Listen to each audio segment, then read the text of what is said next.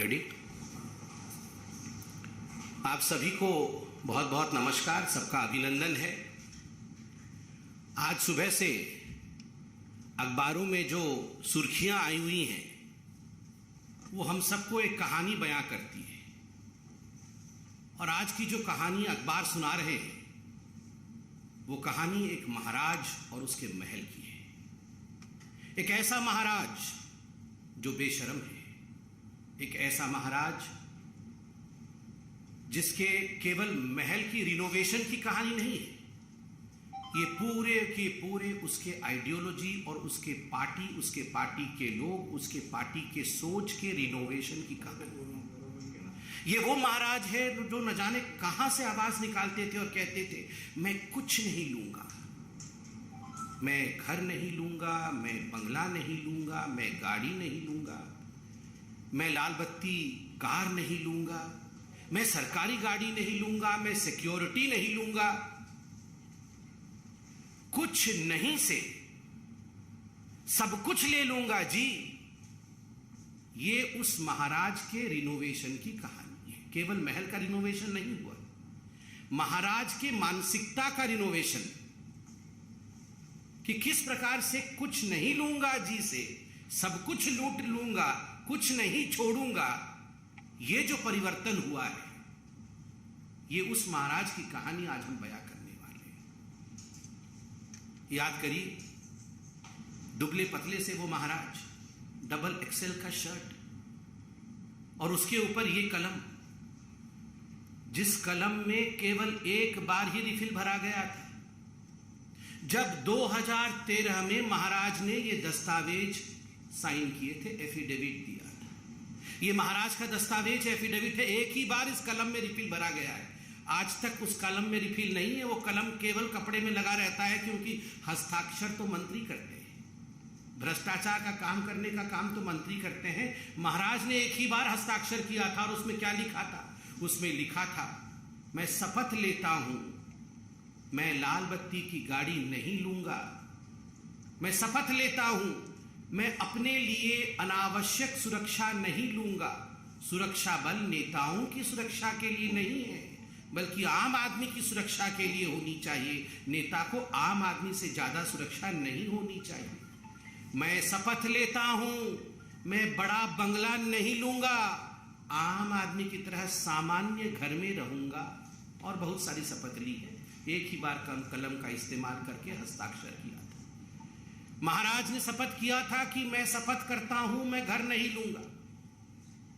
आपको मैं वीडियो भी दिखाऊंगा जिसमें महाराज अरविंद केजरीवाल कह रहे हैं, मैं क्यों घर लूंगा जी, मेरे तो अभी जिस घर में रहता हूं उसमें तो 4-5 कमरे हैं, मैं 4-5 कमरे में ही रहूंगा और सरकार में भी आऊंगा तो 4-5 कमरे से ज्यादा कमरे नहीं लूंगा।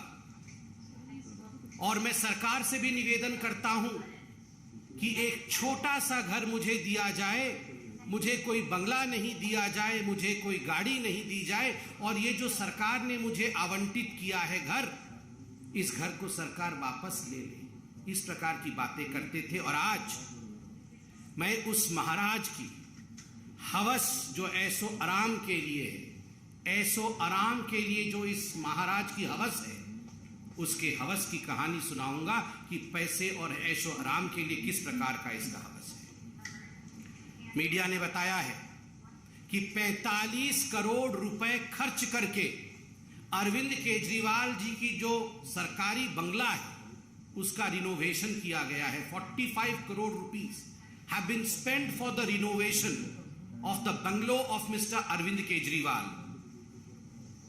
इस 45 करोड़ रुपए को अगर हम देखें कि किस प्रकार से खर्च किया गया है, जो सिविल लाइन उनका सरकारी बंगलो है फ्लैग स्टाफ रोड में, आपको जान के आश्चर्य होगा। इसमें पर्दे की एक कहानी है, इसमें टाइल्स की एक कहानी है, इसमें मेटल फिटिंग्स की एक कहानी है, इसमें किचन की अपनी एक कहानी है। और ये सारे पर्दे, फिटिंग्स, इलेक्ट्रिकल लाइटिंग्स, टाइल्स, ये चिल्ला चिल्ला कर कह रहे हैं कि we are of the most superior quality. हम सबसे सुपीरियर क्वालिटी के हैं। और आज मैं आपके सामने वो दस्तावेज, तमाम दस्तावेज दिखा रहा हूं, जो दस्तावेज महाराज अरविंद केजरीवाल जी के घर की रिनोवेशन की कहानी को बयां करते हैं। आप ध्यान से इन दस्तावेजों को देखें। इन दस्तावेजों में एक एक पर्दे के रकम को, एक एक गैजेट के रकम को बयां किया गया है। एक एक टाइल्स कहां से, किस देश से मंगाई गई, उसकी कहानी इस दस्तावेज में मौजूद है। और मैं दस्तावेज के कुछ अंश, दस्तावेज तो बड़े हैं, कुछ अंश आपको दिखाऊंगा। आप देखिए इसमें क्या लिखा हुआ है। Superior quality tiles, superior quality ornamental work, superior quality flooring, सब कुछ सुपीरियर क्वालिटी। इंफीरियर नहीं होना चाहिए जी। ये इंफीरियर क्वालिटी तो आम आदमी की कहानी है। मैं तो महाराज हूं, सब कुछ सुपीरियर होना चाहिए। किचन के रिनोवेशन के लिए किस प्रकार करोड़ों के खर्च हो रहे हैं, वह भी इसमें बयां किया गया है कि केवल किचन के लिए कितने करोड़ों के खर्च है। अब मैं आपके सामने एक एक करके कहानी बयां करूंगा। पर्दे की कहानी। पर्दे में रहने दो, पर्दा ना उठाओ। पर्दे में रहने दो, पर्दा ना उठाओ। पर्दा जो उठ गया तो भेद खुल जाएगा। मगर मैं धन्यवाद देता हूं मीडिया का, पर्दा आखिरकार उठ ही गया। और एक एक पर्दा ये 8 लाख रुपए की, 23 पर्दे, 23 पर्दों का ऑर्डर दिया गया। 8 पर्दे लगा दिए गए, 15 पर्दे बाकी है। मुझे तो ये प्रेस कॉन्फ्रेंस करते हुए भी बड़ा अजीब लग रहा है कि पर्दों के ऊपर प्रेस कॉन्फ्रेंस हो रहा है। अगर पर्दे भी तो कोई साधारण पर्दे नहीं है, महाराज के पर्दे। पहला पर्दा, उसका रकम लिखिए आप, 5,05,087 रुपीज, ये पहला पर्दा। दूसरा पर्दा 6,22,340 रुपया का है। तीसरा पर्दा 5,59,162 रुपीज। चौथा पर्दा, और ये सबसे महंगा पर्दा है, 7,94,062 रुपए का। 7,94,000, गलती से मैंने 62 बोल दिया, 71, मतलब कुल मिलाकर के ये एक पर्दा लगभग 8 लाख रुपए का है, सबसे महंगा पर्दा है। पांचवा पर्दा 3,57,291 रुपीज। छठा पर्दा 5,84,594 रुपीज। सातवां पर्दा 6,09,13 रुपया का। और आठवां पर्दा जो सस्ता है 3,92,247। ये सबसे सस्ता पर्दा इसमें है, ये पांचवा पर्दा है जो 3,57,291 का, ये सबसे सस्ता है। बाकी तो सब बहुत ही महंगे हैं, 8 लाख के पर्दे। महाराज की कहानी सोच के देखिए, अरविंद केजरीवाल जी की 8-8 लाख रुपए के पर्दे लगा रहे हैं। ये तो पर्दे की कहानी है। ये वही अरविंद केजरीवाल है जो गले में मफलर लगा के आते थे, पुरानी कार में आते थे। और इनके सारे मंत्री, याद करिए, जब शपथ ग्रहण समारोह रामलीला मैदान में हुआ था तो सारे ऑटो में लटक के आए थे। एक ऑटो में 7 लोग लटक के आए थे, 2 आगे लटके हुए थे, 2 पीछे, और 1-2 पीछे अंदर बैठे हुए थे। वो बैठा कोई शायद नहीं हुआ था क्योंकि कैमरा नहीं दिखता, इसलिए सभी लटके हुए थे। सभी लटक के आए थे और कह रहे थे जी हमारे पास तो गाड़ी नहीं है जी, हम तो बहुत ही सिंपल हैं, हम तो गाड़ी नहीं लेंगे जी, हम तो ऐसे ही लटक लटक के ऑटो में चलेंगे। और आज 8 लाख के पर्दे लटकाए हुए। पता नहीं वो वैगनर गाड़ी कहाँ है अरविंद केजरीवाल जी की, आप लोग ढूंढिए, कभी देखिए उसको। एंटीक पीस बना के उसी घर के अंदर सजाया होगा, कहीं डेकोरेटिव आइटम बना के, उसमें भी 1-2 करोड़ खर्चा किया होगा जरूर। ये पर्दे की कहानी। अब मार्बल की कहानी। मार्बल की कहानी है ऐसी है कि मार्बल हमारे देश में वो मिलता नहीं है, वियतनाम से मंगाया गया, क्योंकि देश के मार्बल से पसंद नहीं थे अरविंद जी। स्पेशल ऑर्डर देके मंगाया गया, क्योंकि ये ऑर्डर हिंदुस्तान में नहीं पूरी हो सकती थी, तो वियतनाम से मंगाया गया है। और कुल 1,15,00,000 से अधिक के मार्बल अभी तक लगे हैं। 1,15,00,000 से अधिक के मार्बल अभी तक लगे हैं। आप सोच के देखिए, दिल्ली के सिविल लाइन स्थित 6 फ्लैगस्टाफ रोड में। बंधुगण, prefabricated artistic wood panel केवल ये रंगाई लिपाई करके अगर दीवार बन जाए, जिसको हम लोग घरौंदा कहते हैं, इस घरौंदे में तो रह नहीं सकते थे अरविंद केजरीवाल। तो प्री फैब्रिकेटेड वुडन वॉल्स, ये साधारण दीवारें नहीं होनी चाहिए, वुडन वॉल्स प्री फैब्रिकेटेड, तो उस पर खर्च किया गया 4,37,37,000, लगभग 5 करोड़ रुपए आपने केवल दीवारों पे वुड लगाने के लिए खर्च कर दिया गया। क्या आलीशान बड़े बड़े राजे महाराजे, वो भी अब सर झुका करके खड़े होंगे, जय हो अरविंद केजरीवाल जी की, आप तो हम सबके पिताजी निकले। मतलब हमारे दीवार पर भी इस प्रकार का सामान नहीं लगा हुआ था जो आपने लगाया। महाराज अरविंद केजरीवाल चक्रवर्ती, मतलब ऐशो आराम में चक्रवर्ती सम्राट निकले। फिर प्री फैब्रिकेटेड आर्टिस्टिक स्टोन, केवल ये वुडन पैनलिंग लगाने से खुश नहीं हुए, आर्टिस्टिक स्टोन्स जो हम लोग सुनते थे कि महलों में वो रत्न अलंकार जड़ित होते थे, उस प्रकार से आर्टिस्टिक स्टोन वर्क किया गया, जिसमें 58,58,555 रुपए, 58,58,555 रुपीज ये स्टोन्स, प्री फैब्रिकेटेड स्टोन्स लगाने में खर्च हुआ। तो आप सोच के देखिए, 5-6 करोड़ की दीवारें अरविंद केजरीवाल जी ने बनाई है। और तो और decorative pillars, railings, metal decorative pieces पे लाखों खर्च किए गए।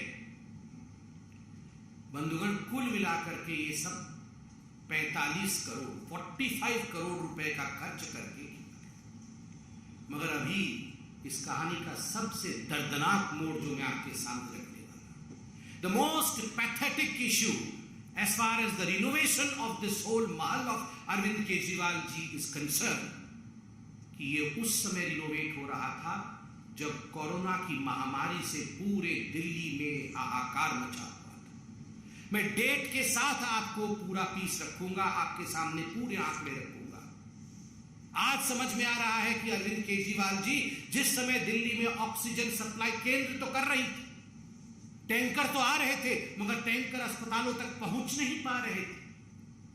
क्यों? लोगों को, आम आदमी अपने घर बेच रहा था इलाज के लिए, क्योंकि अरविंद केजरीवाल जी अस्पताल में बेड नहीं दे पा रहे थे। उस समय अरविंद केजरीवाल जी अपने महल के रिनोवेशन में व्यस्त थे। 1 सितंबर 2020 जब कोविड का पहला चरण, पहला वेव चल रहा था, तब रिनोवेशन के लिए 7,91,00,000 रुपए सैंक्शन किए गए। 8 जून 2021 को जब ऑक्सीजन सिलेंडर के लिए दिल्ली में हाहाकार मचा हुआ था, उस समय 1,64,00,000 रुपए अरविंद केजरीवाल जी के महल के रिनोवेशन के लिए सैंक्शन किया गया। 22 अक्टूबर 2021 को जब कोविड का विषय पूरा चल रहा था, उस समय 9,09,00,000 रुपए सैंक्शन किए गए। 30 दिसंबर 2021 को 5,73,00,000 रुपीस सैंक्शन किए गए, मगर ये कम पड़े, इसलिए 8 करोड़ रुपए और देने पड़े और 8 करोड़ खर्च हुआ। और 29 दिसंबर 2020 को 9,34,00,000 रुपीस, 9,34,00,000 रुपया ये सैंक्शन किया गया महल के रिनोवेशन के लिए। आप सोच के देखिए, आप सोच के देखिए किस प्रकार का ये विलासिता की कहानी है। जब लोग कोरोना के हाहाकार से परेशान थे, जीवन त्याग रहे थे, अपने घर बेच रहे थे, उस समय अरविंद केजरीवाल जी अपने महल को रिनोवेट कर रहे थे। और बंधुगण, यहाँ पत्रकार बैठे हैं, मैं सभी पत्रकारों को हाथ जोड़ के आज धन्यवाद दूंगा। ये धन्यवाद बीजेपी की तरफ से। कुछ खबर हम भी रखते हैं, हमें भी खबरें आती है। केवल अरविंद केजरीवाल जी को एसीबी, ईडी, आईबी ये सारे लोग फोन करते हैं, बताते हैं, हमें भी कुछ लोग फोन करते हैं। कल लोगों ने बताया हमें कि जब से ये दस्तावेज आए हैं, तब से अरविंद केजरीवाल जी ने सभी पत्रकारों को, जो प्रमुख टीवी चैनल, उनके संपादकों को फोन किया है, उन्हें कहा है कि आप ये न्यूज मत चलाइए। और 20 करोड़ से 50 करोड़ रुपया तक ऑफर किया गया है चैनलों को कि आप 20 करोड़ रुपया लीजिए, नहीं तो हम 50 भी देने को तैयार है। मगर मैं धन्यवाद देता, आज सभी अखबारों ने इसको प्रमुखता के साथ छापा। आज सभी चैनल इसे प्रमुखता के साथ रख रहे हैं, ये अपने आप में एक बहुत बड़ी बात है। ये दिखाता है कि किस प्रकार से हिंदुस्तान की मीडिया सच्चाई को आगे रखने में हम सब के लिए एक उत्कृष्ट काम कर रही है। और अब जरा सुनिए महाराज की जुबानी कहानी। छोटा सा आदमी हूं, छोटा सा, मेरी बहुत छोटी सी औकात है। आज मेरे घर में 4 या 5 कमरे हैं। मैं जहां भी जाऊंगा 4-5 कमरों से ज्यादा की मेरे को क्या जरूरत है भाई साहब। 4-5 कमरे ही चाहिए, हाथ पैर पसारने के लिए उतनी जगह चाहिए, और जगह की क्या जरूरत है। कल से मेरे कई चाहने वाले, मेरे दोस्त और मेरे हमारे जो पार्टी के सपोर्टर्स हैं, उन लोगों के मेरे पास फोन आए, उन लोगों के और जो जनता के भी फोन आए, उनके मैसेजेस आए मुझे, और उन्हें लगा कि मुझे ऐसे घर में नहीं जाना चाहिए। सो मैं ये दोनों घर छोड़ रहा हूँ और मैं सरकार को बोलूँगा कि वो मेरे लिए कोई और इससे भी छोटे घर ढूंढने की कोशिश करे। तो वो कहते हैं ना सीजन्स वाइज, तो वही वाली बात है, हमें तो उसके लिए तैयार रहना पड़ेगा। We have to be prepared for that scrutiny. कोई लाल बत्ती की गाड़ी नहीं होनी चाहिए उसके पास, कोई बड़ा बंगला नहीं होना चाहिए उसके पास, वो एक कमरे के फ्लैट में रहे आम आदमी की तरह, कोई सिक्योरिटी नहीं होनी चाहिए। तो आप सोचिए जरा कहां से आवाज निकालते थे। मतलब हृदय की गहराई से, पेट के अंदर से एकदम आवाज निकलती थी अरविंद केजरीवाल जी की कि एक कमरे के घर में रहूंगा जी, नहीं रहना चाहिए एक कमरे से बाहर। मैं तो सिर्फ उतना ही, मुझे उतना ही स्थान चाहिए, पैर पसार लूं बस, मेरा पैर बस दीवार से ना लगे, दीवार और पैर के बीच में इतनी जगह होनी चाहिए, बस उतना ही जगह चाहिए। कहां से ये आवाज निकालते थे और कहां से कहां पहुंच गए। पैर पसारने से लेकर शराब घोटाले तक, और शराब घोटाले से लेकर महल के रिनोवेशन तक की ये कहानी आज भारतीय जनता पार्टी ने मीडिया के माध्यम से जनता के समक्ष रखा है। जनता, ये है महाराज अरविंद केजरीवाल और उनके महल के भ्रष्टाचार की कहानी। आप जरूर इसे देखें, जानें और महाराज को परखें और पहचानें। धन्यवाद। जब से टाइम्स नाउ नवभारत ने ऑपरेशन शीश महल दिखाया है, आम आदमी पार्टी की तरफ से इस पर कोई वाजिब जवाब तो नहीं आया, लेकिन वो कह रहे हैं कि प्रधानमंत्री का 500 करोड़ का घर बन रहा है, उनके यहाँ रेनोवेशन हो रहा है, वो तुलना कर रहे हैं कि प्रधानमंत्री का भी तो बन रहा है। देखिए, मैं बड़े स्पष्ट रूप से कहना चाहता हूं, पहले तो टाइम्स नाउ नवभारत का बहुत बहुत धन्यवाद। आपने जिस प्रकार से इस पूरे विषय को उठाया है, दस्तावेजों के साथ, वैज्ञानिक दृष्टिकोण के साथ इस पूरे विषय की आलोचना करके इसके सच्चाई का उजागर किया है, यह मुझे लगता है प्रलोभनों के बावजूद, बहुत प्रलोभन दिए गए होंगे, यह हमें भी पता चल रहा है, यह दिखाता है कि एक सच्चाई के साथ पत्रकारिता आगे बढ़ी है। दूसरी बात है, स्वाभाविक है, अरविंद केजरीवाल जी और आम आदमी पार्टी, उनके पास कोई जवाब नहीं होगा तो वो इसी प्रकार का जवाब देंगे कि प्रधानमंत्री गाड़ी में क्यों चलते हैं, प्रधानमंत्री घर में क्यों रहते हैं, ये सेंट्रल विस्ता क्यों बनता है, ये इसी प्रकार का जवाब देंगे। सेंट्रल विस्ता किसी की प्रॉपर्टी नहीं है, सेंट्रल विस्ता देश की प्रॉपर्टी है, ये हमारी देश की शान है। और अरविंद केजरीवाल वो व्यक्ति हैं जिन्होंने बच्चों की कसम खाई थी, जिन्होंने ये कहा था कि हम एक कमरे में रहेंगे। मैंने आपको सुनाया, हम राजनीति बदलने आए, जो राजनीति बदलने आते हैं वो 8 लाख के पर्दे के तले छुप के नहीं रहते हैं, वो 45 करोड़ का महल नहीं बनाते। बहुत बहुत धन्यवाद। We have seen that how exactly the Aam Aadmi Party is reacting, but the question that is being asked by our channel and our network is that at the time when Delhi was reeling under the COVID wave, when people were dying, this all was being done, and people were dying due to lack of beds, lack of oxygen. So the timing is also being questioned. Now, of course, that's the reason as to why in our press conference we have addressed the timing. That during the corona, in fact, especially during the first wave and the second wave, while people in fact were in a very dire situation, people were in want of oxygen, despite the fact that the central government was sending them adequate liquefied oxygen, these oxygens could not find their route to the various hospitals. We are aware as to how people died in hospitals in Delhi. Oxygen was present, but oxygen could not be supplied because the Aam Aadmi Party and its chief, Maharaja Arvind Kejriwal, was busy in renovation of his house. So it's but natural these are questions which would be asked by the public, and I'm sure Mr. Arvind Kejriwal would be, through a press conference, answering these questions. We dare the Aam Aadmi Party to immediately take up this challenge of answering us. It's almost going to be 10 now. We dare that you should hold a press conference by 10 and you should address all the relevant questions that have been put to the fore by the media as well as Bharatiya Janata Party and the people of Delhi and this country. Thank you.